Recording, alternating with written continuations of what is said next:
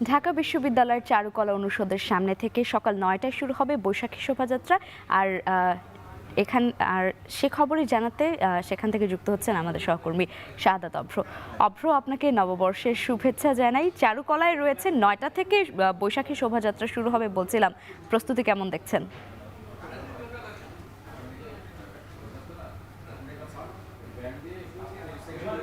সকল বাঙালি আজকে যেন এক সুতোয় বেঁধে ঐক্যের কথা বলছেন। আর আজকের যেই বৈশাখী শোভাযাত্রা সেটি কিন্তু এখনো পর্যন্ত এখানে বলা চলে যে শেষ মুহূর্তে যে প্রস্তুতি সেটি সম্পূর্ণ হচ্ছে। আজকের দিনকে কেন্দ্র করে এখানে যারা বাঙালি সংস্কৃতির ধারক এবং বাহক তাদেরকে কিন্তু আমন্ত্রণ জানানো হয়েছে, এবং তার পাশাপাশি আমরা এখানে দেখতে পাচ্ছি ঢাকার যারা কিনা বিভিন্ন সময়ে সাংস্কৃতিক কর্মকাণ্ডের সাথে যুক্ত তাদেরকে কিন্তু হচ্ছে বাহারি পোশাকে, রঙিন পোশাকে, বিশেষ করে লাল সাদা শাড়িতে আমরা কিন্তু এখানে দেখতে পাচ্ছি। যেই বিষয়টি সব সময় লক্ষণীয় এবং সবার দৃষ্টি আকর্ষণ করেছে সেটি হচ্ছে মোটিভ। সেই মোটিভ, 5টি মোটিভ কিন্তু ইতিমধ্যে এখানে প্রস্তুত। আমরা দেখছি যে শেষ মুহূর্তের যেই প্রস্তুতির কাজ সেটি সম্পন্ন করে 9টা নাগাদ কিন্তু এই যে বৈশাখী শোভাযাত্রা সেই শোভাযাত্রা শুরু হবে। আর তার সাথে সাথে 1433কে যেই বরণ করে নেওয়ার চেষ্টা সেটি কিন্তু শুরু হবে। তবে এই যে আনন্দঘন মুহূর্ত, এখানে কিন্তু দীর্ঘ পুরো শোভাযাত্রায় কী কী থাকছে সেটি আমি একটু আপনাদেরকে জানিয়ে দিতে চাই। সেটি হচ্ছে পুলিশের সুসজ্জিত ঘোড়ার বহর যেটি থাকে, সেই ঘোড়ার বহরে কিন্তু হচ্ছে 12টি ঘোড়া থাকবে।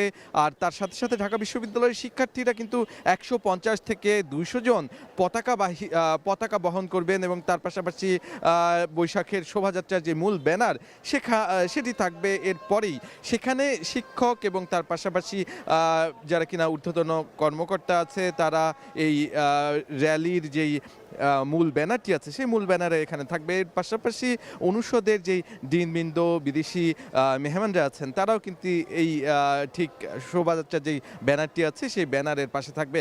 তার পাশাপাশি আমরা দেখতে পাচ্ছি যে জাসসের একটি প্রতিনিধি দল কিন্তু এই পুরো যেই বহরটি থাকবে, শোভাযাত্রার বহর, সেখানে কিন্তু স্থান পেয়েছে। তার পাশাপাশি কবিতা পরিষদ, ঢাকা বিশ্ববিদ্যালয়ের কর্মকর্তাবৃন্দ, এবং এরপরেই কিন্তু আমরা দেখতে পাবো 5টি মোটিভ, যার মধ্যে একটি মোরগ এবং আরেকটি হচ্ছে দোতারা, পায়রা এবং হাতি।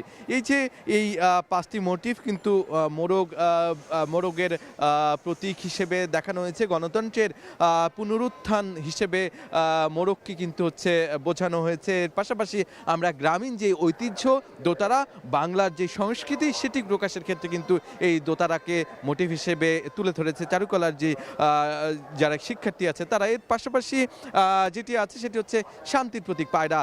সেই পায়রা কিন্তু আমরা এখানে লক্ষ্য করছি শান্তির প্রতীক হয়ে আমাদের এই পুরো শোভাযাত্রায় স্থান পেয়েছে। এর পাশাপাশি আছে হাতিও, আমরা হাতিকেও কিন্তু দেখতে পেয়েছি এখানে স্থান পেয়েছে পায়রার ঠিক পরবর্তীতেই। এই হাতির পরে কিন্তু আমরা ছোট ছোট ট্যাপা পুতুলও লক্ষ্য করছি, যেখানে কিনা হচ্ছে বাঙালি যেই গ্রামীণ ঐতিহ্য সেই গ্রামীণ ঐতিহ্যের একটি প্রতীক হিসেবে আমরা ট্যাপা পুতুল এবং হাতি, খেলনা হাতি যেটা বলে, সেই খেলনা হাতি এবং পায়রার কথা বলছিলাম, সেই শান্তির প্রতীক পায়রাও কিন্তু আমরা দেখতে পাচ্ছি। সেই শান্তির প্রতীক পায়রা এই পুরো বৈশাখী শোভাযাত্রা 1433-এর একটি মূল আকর্ষণ হয়ে ধরা দিয়েছে। যেহেতু বিশ্বে নানা জায়গায় কিন্তু এই মুহূর্তে যুদ্ধ চলছে, আমরা জানি ইরান এবং ইসরায়েলের মধ্যকার যে যুদ্ধ, সেই যুদ্ধ বন্ধেরও কিন্তু একটা বার্তা এখান থেকে দেওয়া হচ্ছে, সারা বিশ্বে যেন শান্তি ছড়িয়ে পড়ে। সেই জন্য কিন্তু এই শান্তির প্রতীক পায়রা এটি কিন্তু বড় স্থান দখল করে আছে। এর পাশাপাশি গ্রামীণ যে সংস্কৃতি সেটিরও কিন্তু হচ্ছে আমরা নিদর্শন এখানে দেখছি। এছাড়াও আমরা এখানে ঢুলি মানে বাদ্যযন্ত্র যেটি বাজায় যারা, তাদের কিন্তু একাংশকে আমরা ইতিমধ্যে প্রস্তুত হতে দেখতে পাচ্ছি। আপনিও নিশ্চয়ই শুনতে পাচ্ছেন, এখানে কিন্তু বাদ্যযন্ত্রের নানা শব্দে বলা চলে মুখর হয়ে গিয়েছে। এর পাশাপাশি বাদ্যযন্ত্রের পরপরই কিন্তু মুখোশ, বাঘ, পেঁচা এবং রানী, তুহিন পাখি ইত্যাদি কিন্তু মুখোশ এখানে আমরা দেখেছি এবং আছে।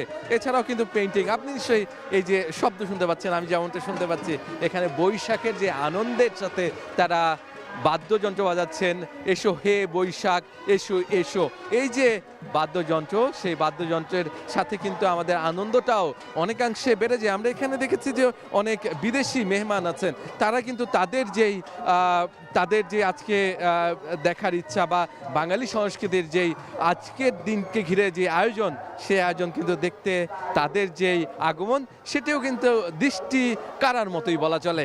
এর পাশাপাশি যদি বলতে হয় যে এর পরে কি থাকবে এই পুরো শোভাযাত্রায়, সেটির ক্ষেত্রে যদি আরও একবার বলে দিতে চাই যে সেটি হচ্ছে সাংস্কৃতিক যেই সংগঠন আছে, বিশেষ করে এখানে আমরা দেখতে পাচ্ছি যে ইসলামিক একটি সংগঠন যেটির নাম সাইমুম শিল্প গোষ্ঠী, তারাও কিন্তু আছে।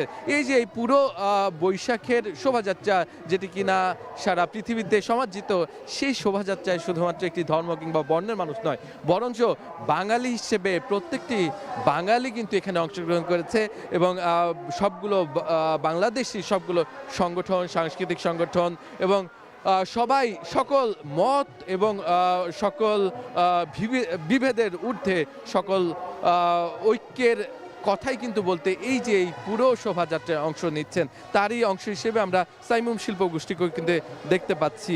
এছাড়াও মণিপুরি যারা কিনা আছেন, মণিপুরি তারা হচ্ছে 10 জন এসেছেন এবং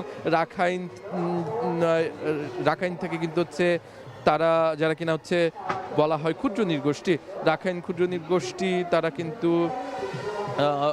ক্ষুদ্র নৃগোষ্ঠী বা আদিবাসী যেটাই বলি না কেন, তারা কিন্তু আছেন 10 জন এবং চাকমা 10 জন, মারমা 10 জন, ত্রিপুরা 10 জন, পাংখোরা 10 জন, সাঁওতাল 10 জন এবং গারো 10 জন, হাজং 10 জন। এইভাবে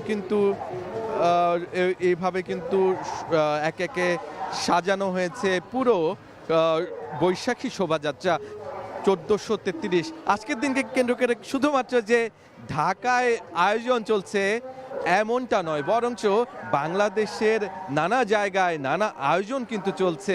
এই মুহূর্তে চট্টগ্রামও কিন্তু একই সাথে ঢাকার মতোই জমজমাট আয়োজন এবং একই সাথে সকল বাঙালি এক স্তরে নেমে এসে আজকের যেই বৈশাখের এবং নববর্ষের যে দিনটি, এটি উদযাপন করছে বাঙালিয়ানার মাধ্যমে। আমরা একটু জানতে চাই চট্টগ্রামে শোয়েবের কাছ থেকে যে আজকে মূলত কি ধরনের আয়োজন থাকছে চট্টগ্রামে এবং আপনি এই মুহূর্তে কেমন সমাগম দেখছেন, বাঙালিদের মনে উৎসবের যে আভাস, সেটিকে আপনি লক্ষ্য করছেন কিনা?